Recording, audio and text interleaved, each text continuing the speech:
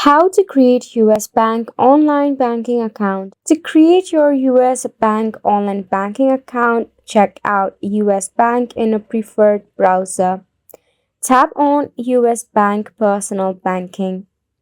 You'll be redirected to the official website of your US bank.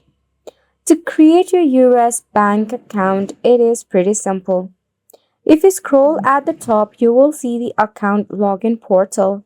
Right at the bottom, you will see the option to create a username and password. Just tap on it. Wait for the login portal to load. Now, to create your online banking account, you need to enter your card or your account number. Once you have entered it, enter the last digit of your SSN, that is your social security number. Tap on I don't have a social security number if you do not have it.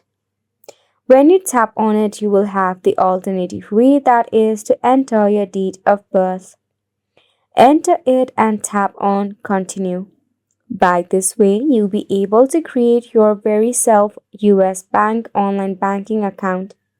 And it's a wrap for the video as well. Thank you so much for tuning in.